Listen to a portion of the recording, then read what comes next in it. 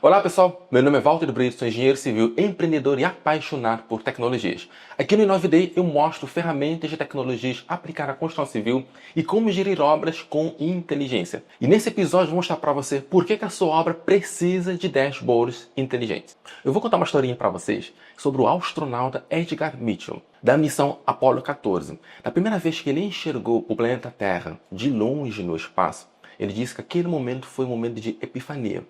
Ele disse que ao enxergar o planeta Terra de longe, a bolinha aí no vazio, ele disse que ele sentiu a presença de Deus naquele momento. Ele entendeu que de longe tudo aquilo que parecia fragmentado e confuso fazia sentido. Havia um padrão ali. E com os dados de obra é a mesma coisa. Às vezes você está imerso aí na sua obra, você não consegue enxergar tudo. E quando você se afasta e enxerga a obra através de um painel inteligente, tudo fica mais claro. E nesse episódio eu vou mostrar para você como você consegue de fato montar um dashboard inteligente. E antes de começar, eu queria falar uma coisa para você. Um dashboard inteligente não começa na tela. Muitas vezes a tela é o resultado final, mas você precisa entender o que está por trás dele. E eu trouxe dois tópicos para a gente discutir nesse momento. O primeiro deles é o seguinte: problemas críticos de sistemas fragmentados e arquitetura de dados, para a gente conversar sobre isso. O primeiro ponto aqui é sobre o problema crítico. Hoje nós trabalhamos com muitos sistemas isolados. E qual o problema disso? Você acaba perdendo a rastreabilidade.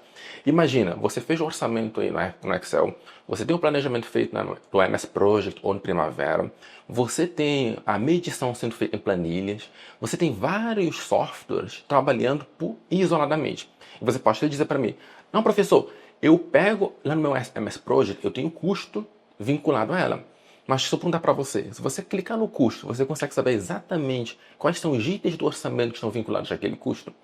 Qual é a composição desses itens? Às vezes você precisa abrir o seu Excel ou abrir a sua ferramenta e enxergar lá de uma forma isolada. Então a gente tem uma perda de rastreabilidade. E aí você pode perguntar para mim, tá, mas o que você define por rastreabilidade?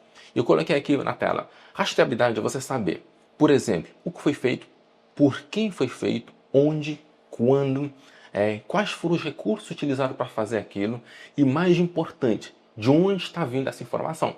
Isso é rastreabilidade. Então, até para a gente alinhar aqui o conceito, toda vez que eu mencionar rastreabilidade, você vai lembrar desse slide aqui na tela. E eu vou te dar um exemplo para você entender de uma forma mais clara. Eu tenho uma atividade no cronograma, certo? Pode ser, por exemplo, a execução de alvenaria do pavimento 1. Saber quando que ela foi realizada é uma informação importante. Às vezes você tem uma equipe alocada naquele serviço e ela finalizou o serviço. Você precisa saber quem foi que fez esse serviço. Isso é importante também, porque depois vai vir uma equipe para fazer a auditoria de qualidade. Então, se aquele serviço for mal executado, você vai saber qual foi a equipe que fez esse serviço. Eu preciso saber se ela já foi medida, porque às vezes durante a obra você vai executando o serviço, a gente coloca como dia 20 o dia de corte, onde eu vou fazer a medição do serviço. Tudo aquilo que não foi feito até o dia 20 vai ficar para o próximo mês. Então eu preciso acompanhar essa evolução. Eu preciso também validar. O processo de medição é um processo onde você valida aquilo que foi entregue. Se foi feito com qualidade, se tem alguma coisa que ficou pendente, se você está seguindo o fluxo da obra. Então a gente cria alguns critérios de validação até para poder liberar a medição. Outro ponto importante, saber se já foi pago. Se foi retido. Normalmente nós fazemos uma retenção técnica do serviço até para garantia. Às vezes o fornecedor ou o empreiteiro não termina os serviços e a gente tem aí uma reserva técnica para compensar um possível prejuízo. E se essa atividade também está vinculada ao modelo 3D. Quando você vincula ao modelo 3D, eu consigo facilmente visualizar aquilo que foi executado dentro do mês.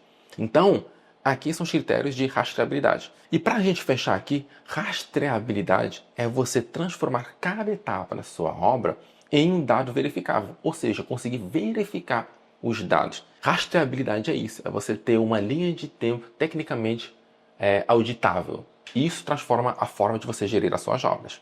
O segundo ponto aqui é o seguinte: arquitetura de dados de dashboard inteligente. A arquitetura de dados, pessoal, é algo que é feito por fora. Ela é algo invisível. E vou clarear para vocês, porque isso é extremamente importante. É isso que vai dar veracidade à informação que você está vendo na tela. Eu preciso saber, essa informação ela é verídica, ela é falsa? Porque se você estiver trabalhando com um dashboard muito bonito e as informações são falsas ou são erradas, não adianta de nada. E vou mostrar para vocês como que funciona esse processo de você montar uma arquitetura de dados. O primeiro passo é você entender a fonte dos dados.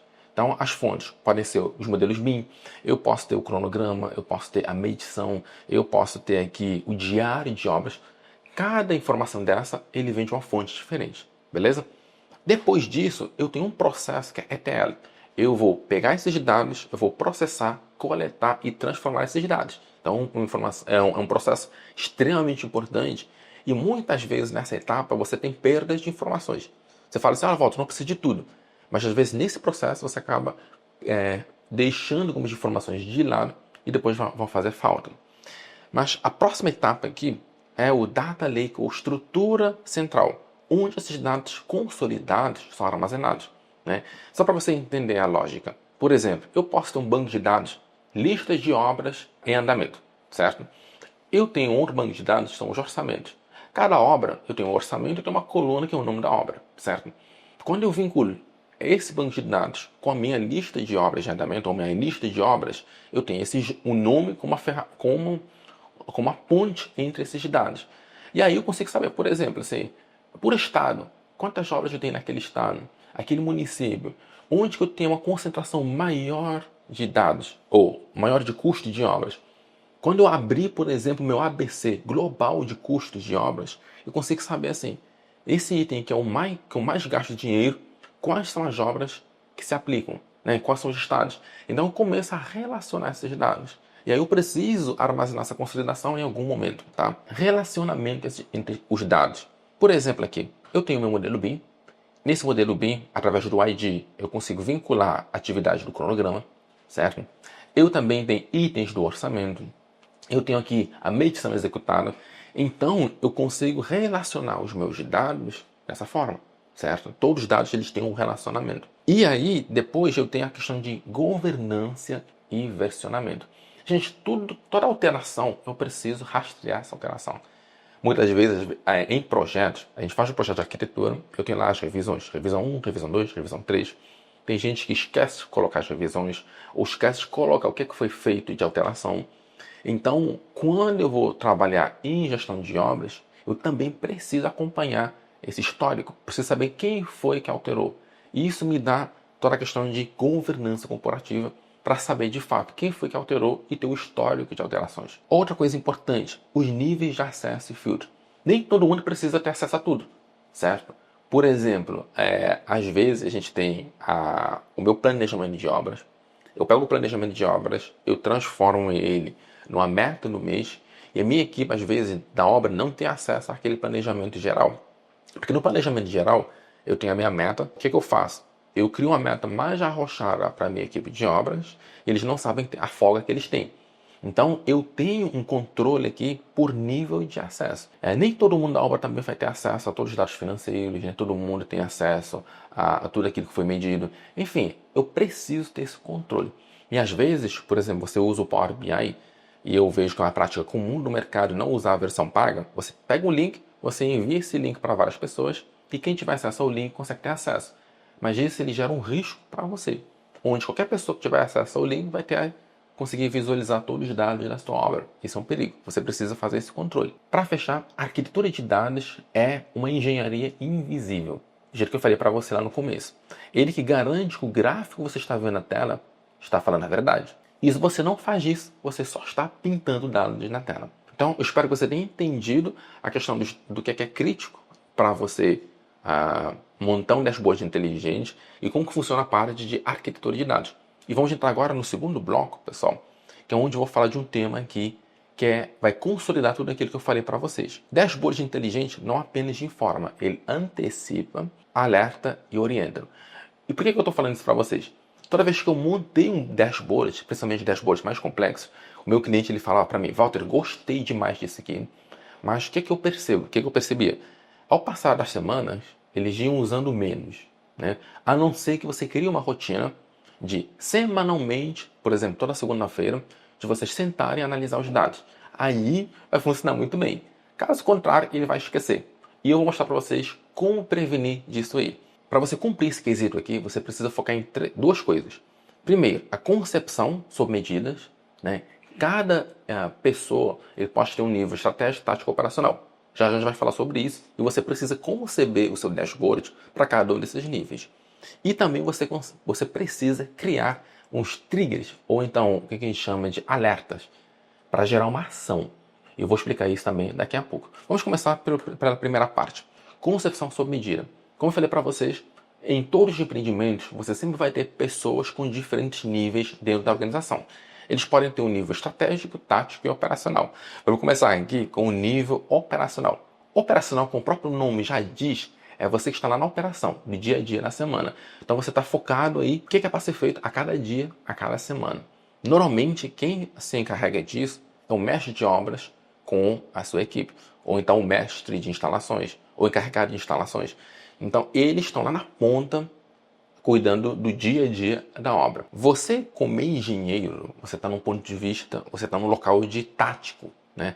Você vai pegar as metas lá do nível estratégico e trazer para o seu mestre de obras, certo? Então, o que você tem que focar? Na produtividade da equipe ou na frente de serviço. Você precisa comparar os ritmos. Por que isso é importante? Imagina que você tem 3 equipes assentando a cerâmica. A equipe 1 e 2 tem uma produtividade, vamos dizer assim, de 20 metros quadrados por dia. E a equipe 3 tem uma produtividade de 10 metros quadrados por dia. Então, olhando a média das outras 2 equipes, você já consegue identificar que a equipe 3 ele tem uma produção de 50% da meta, certo? Aí que está a sua posição. É olhar esses ritmos e identificar as equipes, os gargalos que impedem com que uma equipe produza mais ou menos. Essa é a sua função. E você tem um nível aqui, uma visão mais estratégica, questão de portfólio. Por exemplo, do ponto de vista estratégico, eu preciso saber, assim, aquele atraso de obras, o que ele me afeta no meu empreendimento? Eu vou realmente atrasar? Quais são as consequências do meu atraso? O meu fluxo de caixa, eu estou gastando mais do que eu previ? As entradas desse empreendimento estão casadas com as saídas que eu vou ter nos próximos meses? Então, o nível estratégico ele é um nível de preocupação muito acima, né? Então, os meus dashboards, eles precisam falar com cada um desses níveis. E esse é um erro que várias pessoas cometem. Eles têm um dashboard para todos os níveis. Gente, às vezes eu estou numa visão estratégica e o dono da empresa ou o CEO da empresa, ele não quer ver um pacote de serviço. Ele não quer ver. Ele só pergunta para mim, Walter, falta quantas semanas para terminar a obra? Eu digo, falta 40 semanas para terminar a obra. A obra está no ritmo certo? Eu estou atingindo as metas que eu estou planejando? Eu falo, sim. E aí ele pergunta para mim, você acredita que a gente vai terminar no prazo? Eu digo, sim. Pronto. Para ele é suficiente, ele confia em mim. Quando eu vou para o nível estratégico, já é diferente. Eu sento com os engenheiros de obras e nós precisamos analisar cada serviço, identificar o que está atrapalhando o serviço. Eu preciso olhar também as restrições.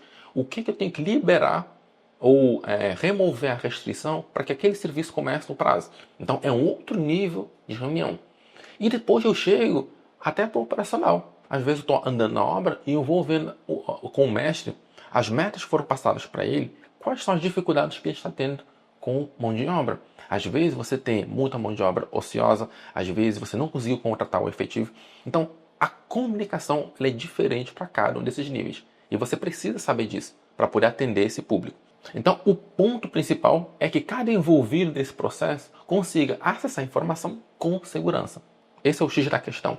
O próximo ponto aqui é trigger de ação, automação via alertas. O que é isso, gente? Vou explicar para vocês aqui. Dashboards inteligentes, eles vão muito além de apenas uma visualização. Eles criam alertas. E como que a gente pode estruturar essas alertas? Vou mostrar aqui para vocês. Vou dar alguns exemplos. Incompatibilidade entre custo executado e avanço real. Isso acontece em vários casos. O que significa isso? Se a curva de custo de um serviço atingir 85%, né? Ou seja, eu paguei já 85%, e o avanço físico consolidado está ainda em 70%, então vocês concordam comigo que tem uma defasagem aí de 15%. O que é um trigger de ação? Ele gera um alerta onde o sistema sugere uma auditoria de medição, revisão do orçamento e pausa de pagamentos automáticos. Já aconteceu comigo em uma obra, não vou falar qual é o banco, mas eles já achavam que a obra estava andando rápido demais. E eles mandaram 4 equipes. Essas 4 equipes, cada 3, uma pessoa ficava em 3 pavimentos. e fizeram uma varredura na minha obra, né? Depois eu perguntei, porque um deles era um colega de turma, e eles disseram, olha, o banco espalhou um alerta dizendo que você estava avançando rápido demais, que a gente teria que confirmar se realmente a obra estava andando nesse ritmo, porque os desembolsos estavam muito agressivos. E graças a Deus, eu sempre mapeei tudo direitinho, mostrei a minha memória de cálculo.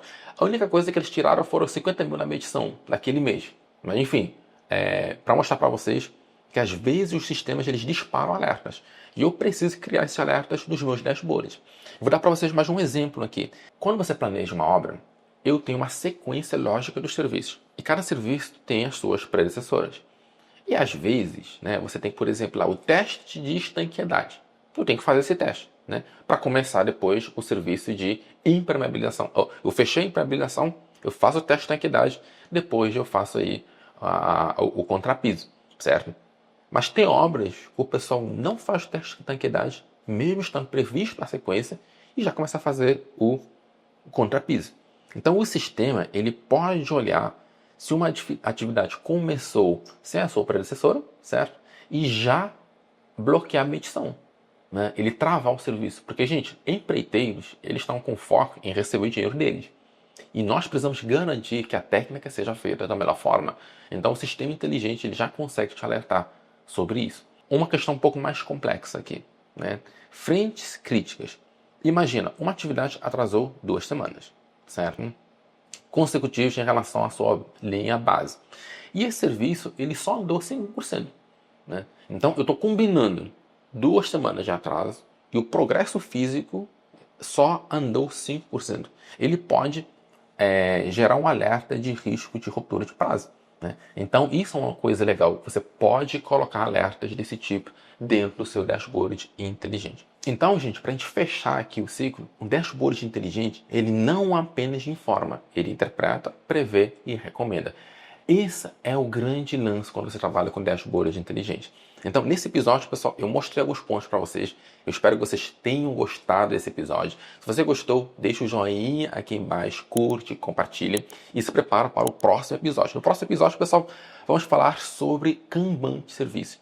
Na verdade, a essência desse episódio é falar sobre gestão visual. Então, não perca, na próxima semana, quinta-feira, às 2 da tarde, vamos lançar esse novo episódio. Aguardo você e até breve.